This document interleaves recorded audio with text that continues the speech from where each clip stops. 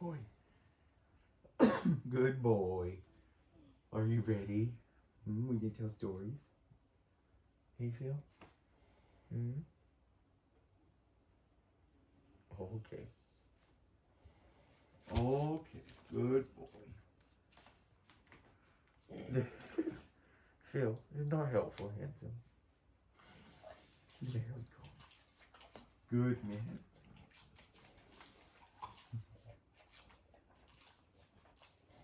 Phil. Come here. There we go. Good boy. Yeah, you're a good boy.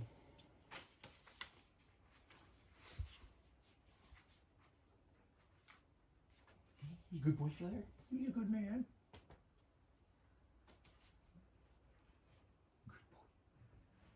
Good boy. What are you doing? Oh, yeah. Good man. Where are you going? Chapter 2. It was about 8:30 p.m. and I knew Derek would be exhausted after a long day of magic shows. And this was probably not going to be the best time to spring something of this magnitude on him. But I had no choice. And no matter how delightful a homecoming I crafted to ease him into my exciting news, there was already a tell in the fact I was even there. I was supposed to be at the festival, so the minute he saw my car, he would know something was up. I was so nervous.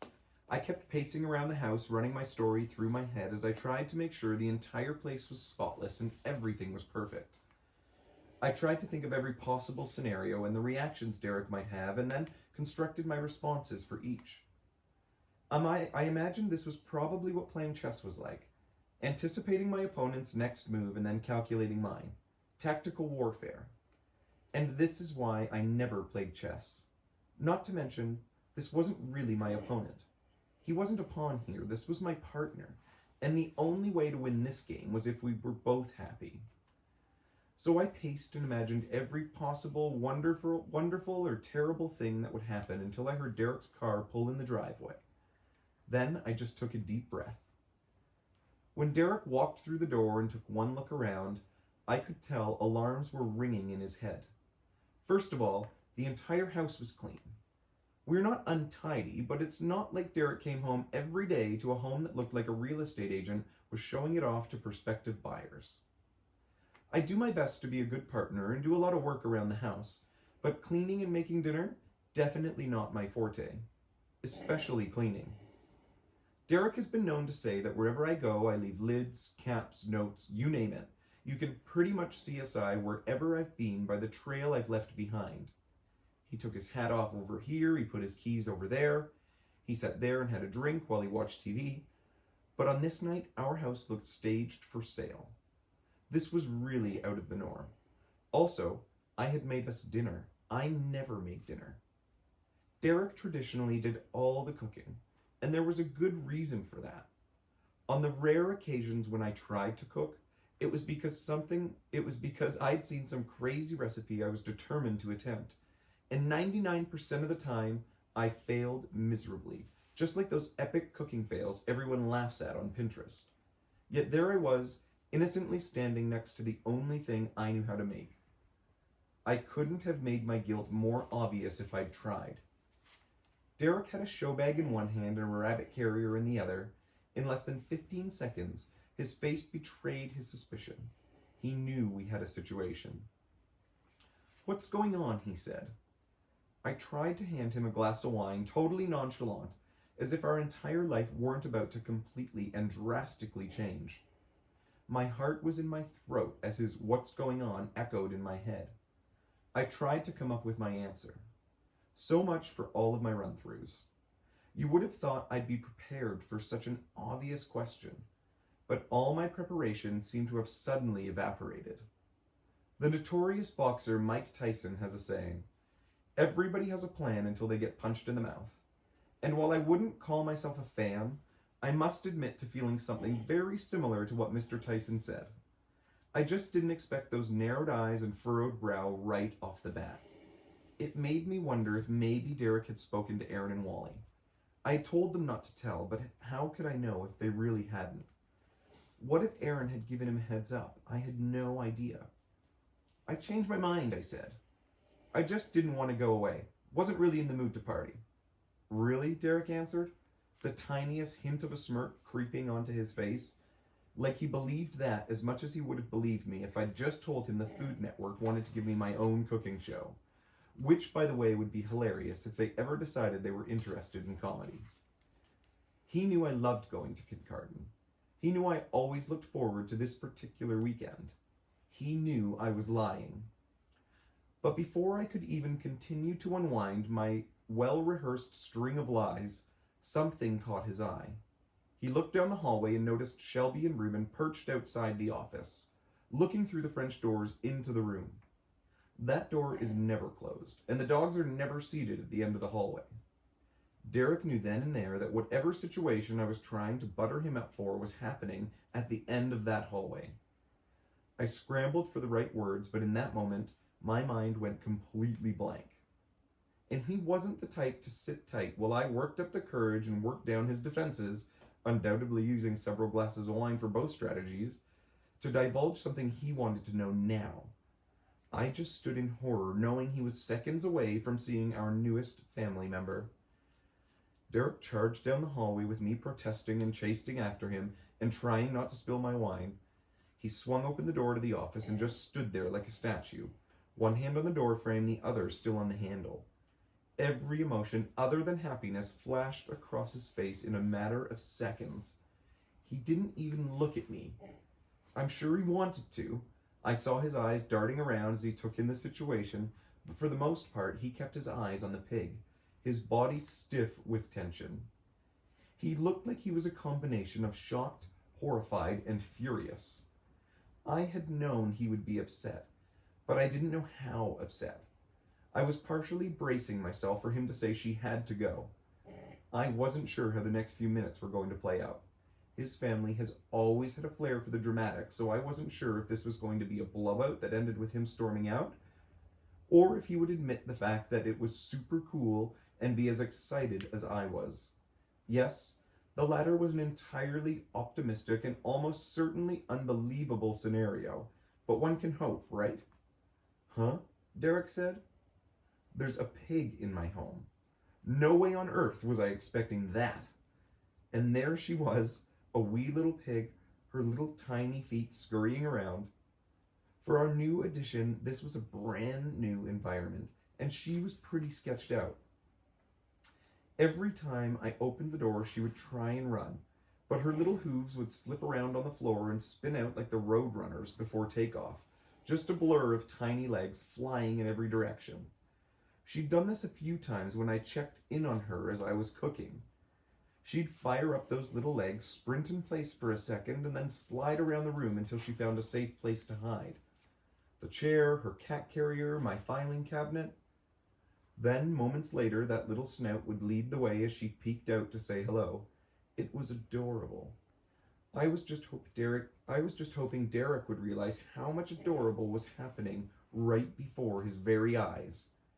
Of course, it didn't take more than a half second for him to know what I had done, why she was here, and what I had planned. Another pet, another addition to our home, and a pig, no less. He was furious. But before I could get out a single syllable of explanation, he turned to me. No way. There is no way whatsoever we're having another animal. There is no more room at the inn. His shouting turned to laughter. Like he started thinking, this must be a joke. Steve's just pulling a prank, right? He can't possibly be this foolish. Oh, believe me, I can. And then the reality set in for Derek. Steve really is this foolish. We just got Dolores 9 months ago, he reminded me, as if I didn't know.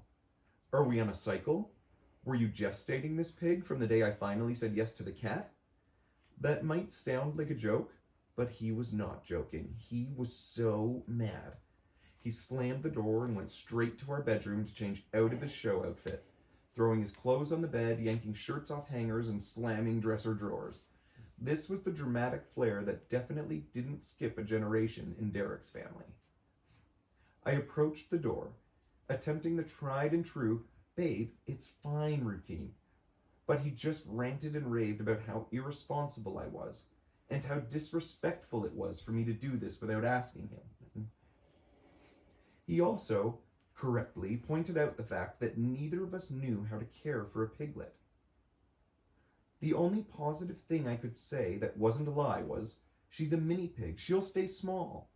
Well, at least it wasn't a lie as far as I knew at the time. Derek didn't wake up any happier the next day. He didn't want to look at her, hold her, or have anything to do with her. It was 2 days before he would even touch her, and he only did that because I shoved her into his arms. He made threats. It's me or the pig, Evil. He didn't mean it, of course. He's always said he would never leave me, and I believe it. It was just a scare tactic, and it didn't work. But things remained tense, to put it mildly. I knew I was in the wrong, so I went out of my way to stay upbeat, be on my best behavior, and remain positive. Whenever a new situation arose, and let's face it, this was all new, I'd just be lighthearted and try to reassure Derek that things were totally copacetic. My internal and external mantra was a steady course of it's okay and it'll be fine, alternately applied to me trying to convince Derek to accept the pig and me trying to convince myself that this would all work out. Derek hadn't signed up for this, and my hope that he'd come around to thinking a pig was an awesome idea was dwindling as each day passed. This wasn't a simple I'm mad at you situation. There was nothing typical about this scenario. Derek's anger wasn't abating anytime soon. The way I'd originally figured it in my head, he would just get a little bit upset with me, but then he'd fall in love with the pig. It was not falling into place as I'd hoped and anticipated.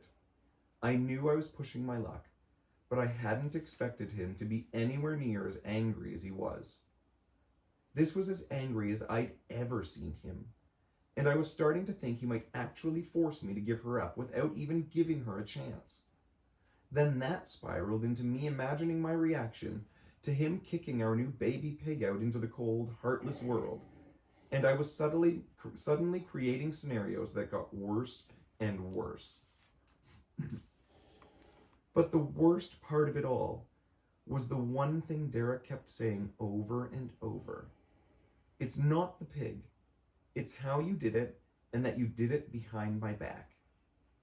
It was the whole I'm not mad, I'm disappointed thing.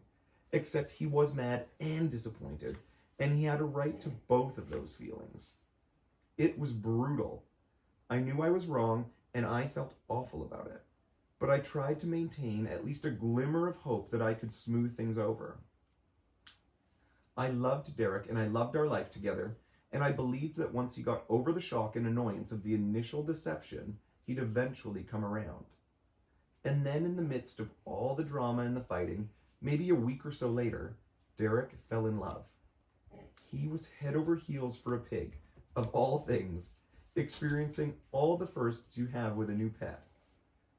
Back when I had sprung Dolores on Derek, he refused to give her a real name at first, in the same way he started off referring to the pig as Kijiji. He wasn't going to give a name to this animal we weren't keeping, or so he thought. But 2 weeks in, he stopped calling her Kijiji, and we gave her a real name. I'm not sure why we chose it, but we wanted a name for a wise old soul, and Esther felt right. And she responded to it well, so it stuck. I knew Derek would fall in love with Esther. He talks a good game, but he's really a softie, and come on, who wouldn't love Esther? Here was this 2-pound little wiggler that we could already tell was a giant personality. Thankfully, she was a mini pig and wouldn't grow that big. At least, that's what we thought. Wow, were we naive. Okay, I was naive.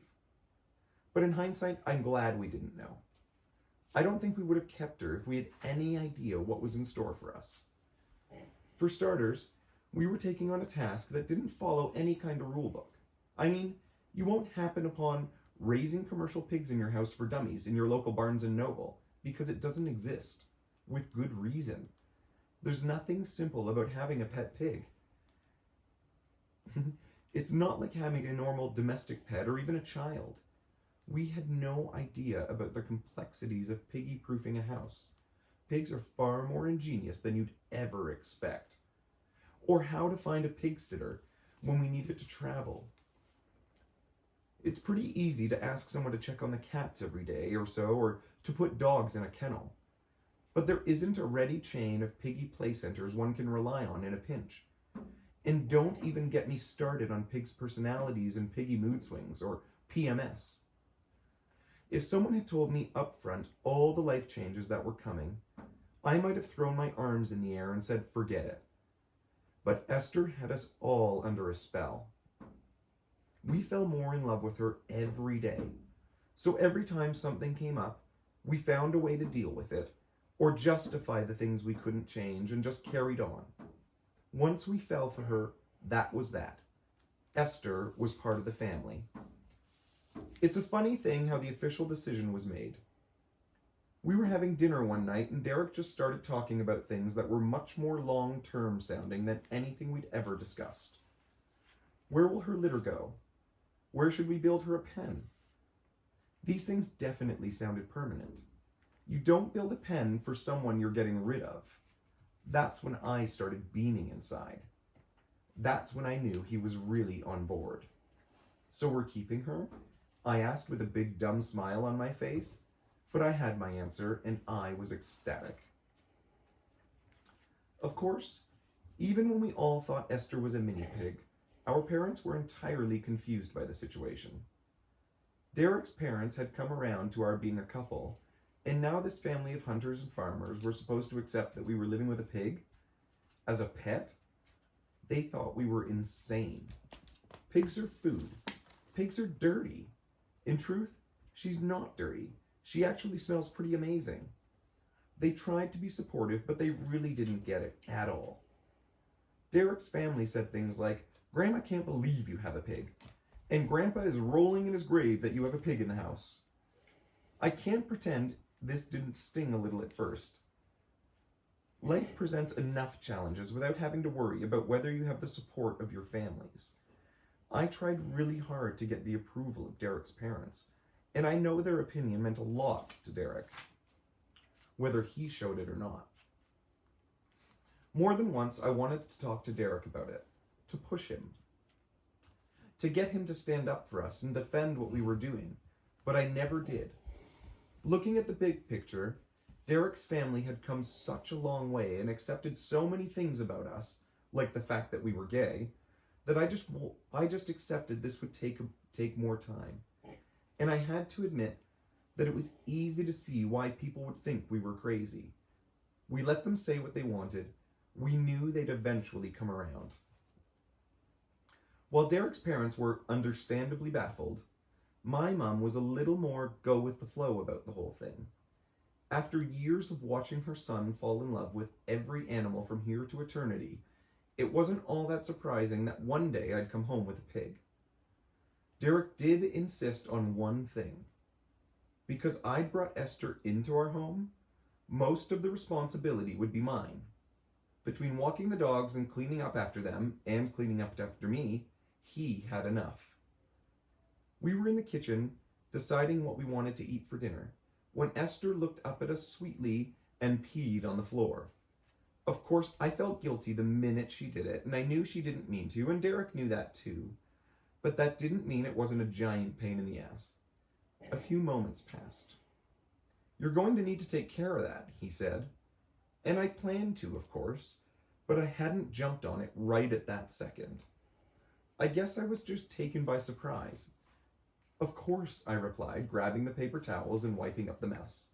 "I mean, not just right now," Derek clarified. "You brought her home without discussing it with me, and if we're going to keep her, she's going to be your responsibility." "I get it," I said, motioning to indicate the fact that I was on my hands and knees. "This is me taking responsibility. You'll walk her, you'll clean up after her, you'll feed her." I felt like a child being read the rules by Dad before getting my first puppy. It was like I was being given something that could be taken away if I wasn't a good boy. but that also meant I'd get to keep her if I was a good boy. Okay, I beamed. Okay, he said.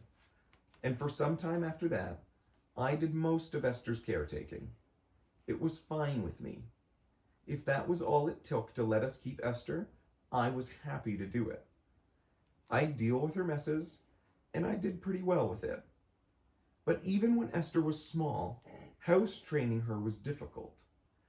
And we soon were going through a metric ton of paper towels.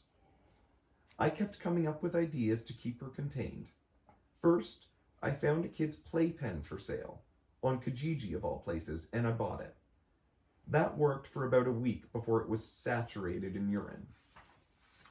So then I moved her into a big dog crate with her little litter box and some blankets to bed down in. It had a plastic base so it was easier to clean. I tried to keep up on messes before Derek saw them and discreetly hide the evidence deep in the garbage to keep up the impression that I had everything under control. I wanted to show him how incredibly easy and carefree it was to have a tiny piggy. Once we realized we could have wiped out a rainforest with all the paper towels we were using, we adapted and bought reusable, washable towels. Not only was it more cost-effective, but it was also much better for the environment. Because Esther was my responsibility, I took her to the vet for the first time. Doing some online research about toilet training pigs, I stumbled across a pig breeder in Orangeville, a small town about an hour northwest of Georgetown. Their vet talked to me for quite a while about techniques we could try, all of which I felt we had already exhausted. She also said that based on what I was telling her, there was a chance Esther might have kidney stones, apparently a common condition in pigs. This vet referred me to another vet whose practice was just a bit south of Orangeville, in Caledon. Apparently, he had a lot of experience with mini pigs, or at least much more experience than our current vet had. I knew pigs were different from cats and dogs, obviously, so I wanted someone who had experience with pigs.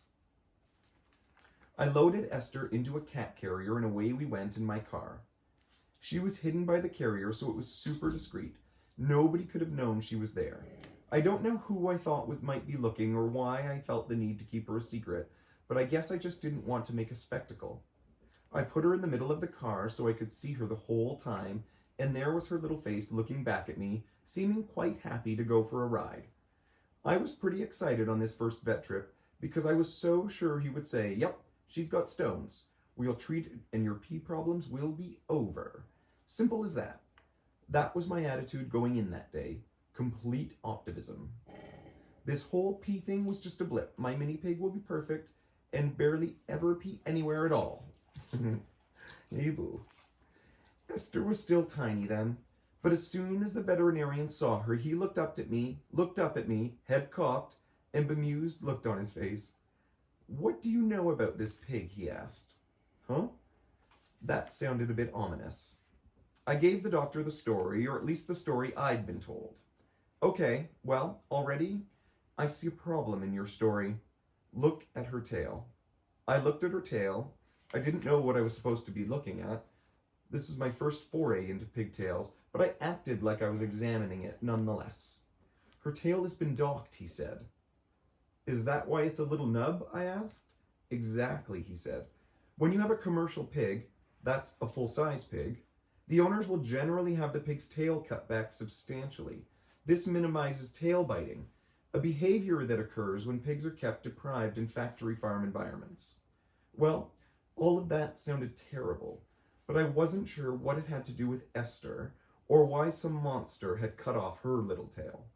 I wasn't getting it, and this veterinarian wasn't necessarily saying it, but it was hanging in the air. If the story your friend told you was true, that Esther really is 6 months old, she could just be a runt. This threw me. "You think she lied?" I asked, trying to wrap my head around the potential deceit. "I know this person. And I don't, so you could very well have a runt. Please don't call my baby girl a runt. And my suspicions could be over nothing if that's the case when fully grown. She very well could be about 70 pounds. "Okay," I said. I mean, that's what I thought she was going to be, so no news here. But if not, I guess we'll cross that bridge when we get to it. The doctor explained that the only way to know anything for sure would be to weigh her and measure her and start a growth chart. He said pigs have a very specific rate of growth. He'd be able to compare Esther's growth to a standard chart and see where she fell. That would give us a better idea of her age and let us keep track of how she grew. Over the next couple of months, we got to know Esther and settled into as much of a normal routine as we could. We still found ourselves marveling at the fact that we had a little piglet in the house. People came to visit and we'd laugh as we watched her scurry around or sleep in one of her many positions. Her favorite was having her feet and face buried in the heat vents on the floor. She would pop out the vent cover and literally press herself right into the vent. We took her for walks late at night with the dogs. At the time, she was still smaller than both of them, so she could blend in if people on the street didn't look too closely. People occasionally noticed that we were walking a pig, and they would sometimes stop and ask questions, but most of the time we made it out and back without anything spectacular happening. Walks did prove to be challenging, because all Esther wanted to do was dig up the grass at the end of the sidewalks. Something our dogs never did, as they don't have that innate desire, so it was a learning curve that involved a lot of pulling on the leash. But we did it. We were handling it. We went for walks as a family, and things were under control. On our next vet visit, I had to admit, Esther had been growing awfully quickly. Over that short time, she'd already started closing in on 80 pounds, which was already in excess of the 70 pounds I'd already been told her maximum weight would be. Yeah! I had tried to get Esther's previous vet records to make sure, among other things, that she'd been spayed, but Amanda had gone radio silent. There was a scar on Esther's belly that would have been consistent with her having been spayed, but we didn't have any confirmation. I reached out to Amanda again because it was actually a health concern. If Esther hadn't been spayed, she could develop tumors later in life, but Amanda dodged my inquiries again, which should have been telling. Looking back, Amanda's intentionally ignoring my texts and emails was a pretty clear-cut indicator that she realized I was catching on. I'd been duped. I tried to reach her a few times, never indicating we were mad or anything, just asking for info about the breeder and trying to confirm whether Esther was spayed. I tried to be optimistic, but in my gut, I knew something was up. I still didn't honestly believe that Esther was a commercial pig, but I knew there was more to the story than I had been told. Of course, I downplayed it to Derek, but my wheels were turning. Why was Amanda so easy to reach before I picked Esther up, and now nothing? With no response from Amanda, we had two choices. Cutting Esther open was risky. Pigs are very hard to operate on because they don't respond well to general anesthesia. An operation would potentially be nothing more than exploratory surgery, and who wants to cut open their baby girl? The other option was to wait until she was older and see if she started getting her cycle, which would come with its own challenges. Unspayed pigs go into heat monthly and can become very aggressive. If we waited, she actually could become dangerous to us, and by that time surgery would be even more dangerous. Pigs get fatty as they develop, and at that point the risk of accidentally cutting an artery or vein becomes higher. And if that happens, it can be hard to locate the source of the bleeding, and she could bleed out. There were risks either way. It was a phenomenally hard decision, and we struggled with it for a long time. I know, baby. By this point, Derek and I loved Esther. I mean, I loved her the minute I saw her, but my feelings had grown into a deep, meaningful love. She was a member of our family. Derek was on the same page. He put up a strong face, but he loved her as much as I did. Ultimately, we decided against the surgery, and we wonder to this day whether we made the right call. But that led to the conversation about the elephant in the room, or the pig in the room, as it were. Do you want to go have a pee? Should we have a pee break? Yeah? Okay, come on, let's go have a pee break. Good girl. Come on, let's go. And we're back. But that led to the conversation about the elephant in the room, or the pig in the room, as it were. The vet said that if Esther truly was 6 months old when we got her and actually was a runt, we still could expect her to grow to be 250 pounds. And that was the best case scenario. The other scenario was that Esther was not a 6-month-old runt when we got her. Fine, when I got her. Instead, it could turn out that we adopted her at just 6 weeks old, and she was no runt, but well on her way to being a full-size commercial pig. And at this growth rate, her ultimate full size was anyone's guess. I was trying to wrap my mind around this distressing news. Everything was slowly adding up to the possibility that I'd gone out and adopted a commercial pig, and she could become enormous.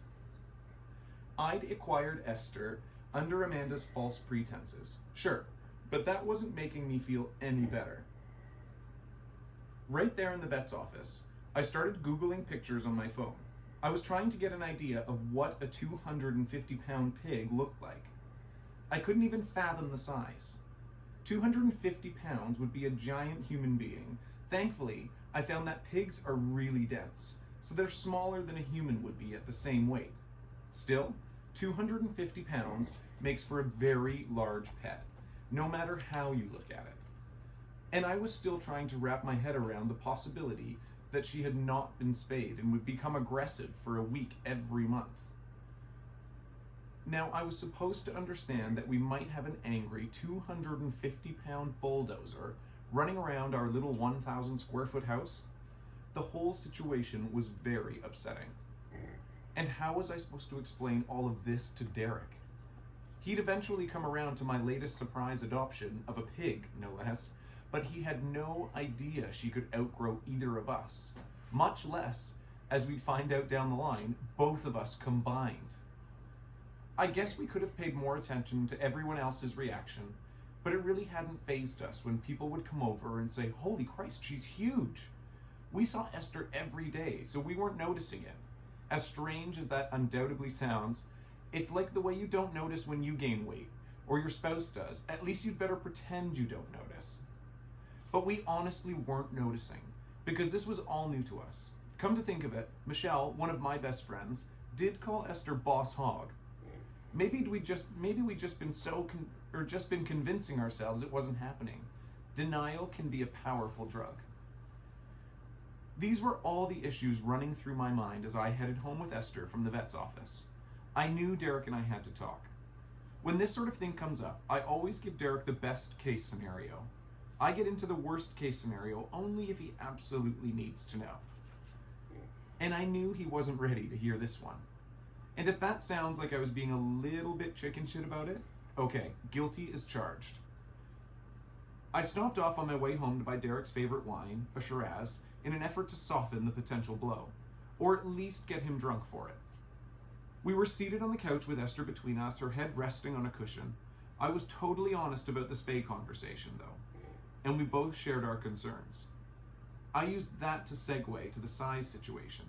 By the way, I started. The doctor mentioned that Esther might grow a little bigger than we thought. He cocked an eyebrow, but said nothing, of course.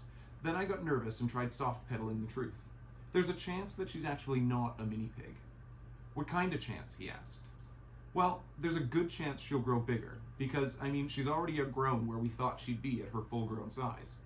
Derek looked at her, taking in her already vast little self. She is larger than she should be.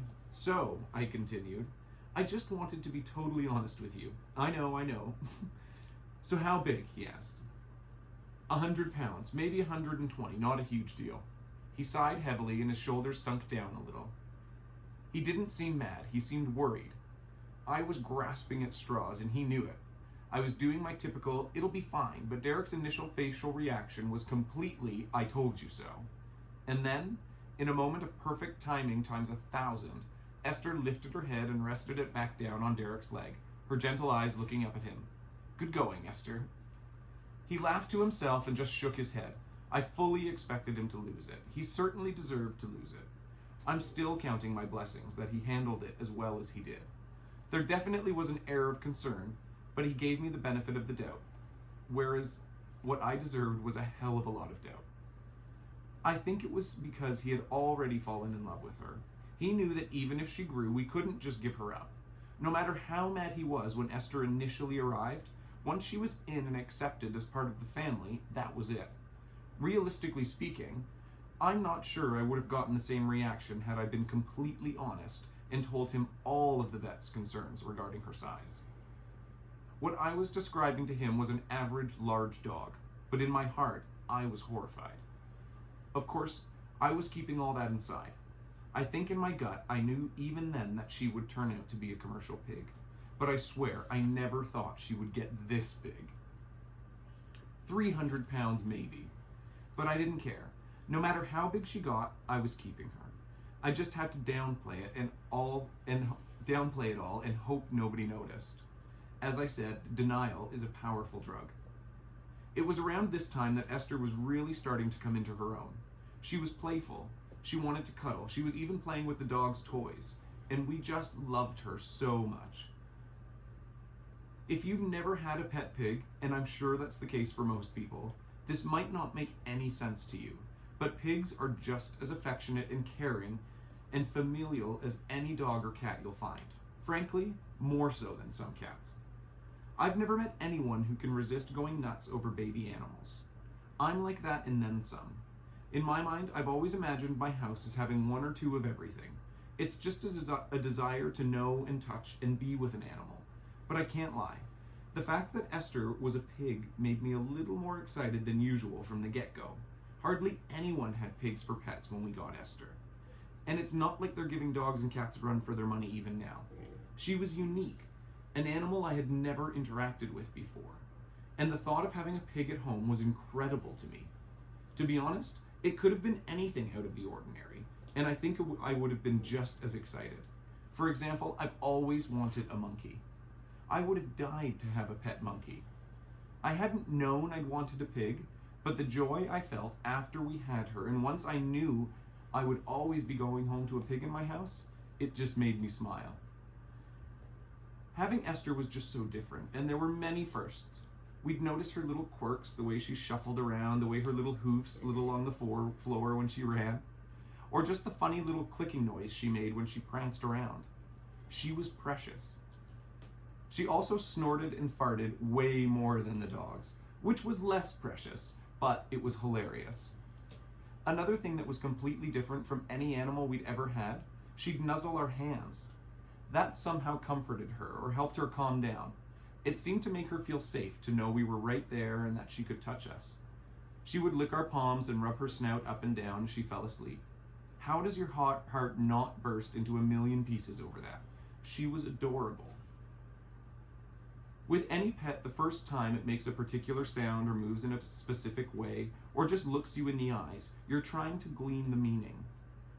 You want to understand what this animal, now your pet, now your family member, is thinking and feeling, because you care. And you want your pet to know you care, that you'll do anything for it just as you would for anyone else in your family, anyone you loved. As soon as you start opening your heart to a creature, you start opening your mind to all the possibilities of what it's trying to tell you. You look for meaning in behaviors. Is that squeal a squeal of delight, of fear, of hunger, of surprise? Is that tilt of the head suggesting curiosity, concern, or confusion? Will she let me know when she isn't feeling well, and will I be perceptive enough to get it? One thing I didn't expect was how many behaviors she would share with the dogs. She'd play with the dogs' toys the same way they would, picking up a toy and shaking it back and forth. Like the dogs, she'd want to cuddle when she was tired, climbing into our laps to nuzzle. To give us kisses, she'd stick her tongue out just half an inch or so and then rub her head up and down against our hands. And just like the dogs, she often wanted attention. She'd push her way closer to make sure you would pet her. If another one of the dogs or cats was getting attention, Esther wanted attention too. Of course, she wasn't able to sneak up on you like a cat, because she lacked the stealth. Frankly, she lacked any stealth. Not exactly a prime candidate for the Ninja Academy is the commercial pig. It's hard to think that a 100-pound pig with cloven hooves on a hardwood floor would do extra things for your attention. just in case you somehow forgot she was there. But Esther did, and she probably wasn't unique in this. That was when we really started to get it. She was special to us, yes, we adored her, but any other pig would have its own personality. Pigs undoubtedly have their own quirks and personalities, just like the hundreds of millions of dogs out there. We didn't do anything special to train her or turn her into what she was becoming. All we did was treat her like one of the dogs. She started playing and doing all these other hilarious and clever things all on her own. We could see the glimmer in her eyes and the little change in her facial expressions when she was chasing the cats or shaking one of the dog's toys. The more we saw her with the rest of our furry family, the more she started to look like them. Not in a physical way, but in a personality and character kind of way. And that hit us deep in our cores. What made pigs different? Why were they bred for food and held in captivity, while dogs and cats were welcomed into our homes and treated like family? Aside from physicality, we could see no difference between her and our dogs. Okay, Esther hardly had any tail left to wag, but if it had been there, it would have been happily wagging away most of the time. Why were pigs the unlucky ones? Why didn't we know previously they had such engaging personalities and such intelligence? And where would Esther be now if she hadn't come home with us? We'd ponder such things many times over the years, but really, most of the time we were just happy to have our sweet, loving, oinking girl join our family. We'd never thought we were missing anything before. Derek, even more than I, naturally, but now we couldn't fathom having a home without her. She's as integral to our home as the foundation, the walls, and the floors beneath our feet. Floors that she'd soon be peeing all over. And I mean all over. But we'll get back to that in a bit. Hey, pig? Mm-hmm.